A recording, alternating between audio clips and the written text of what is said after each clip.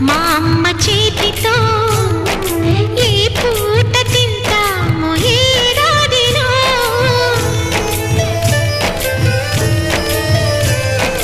చక్కగా మా నాన్న పక్క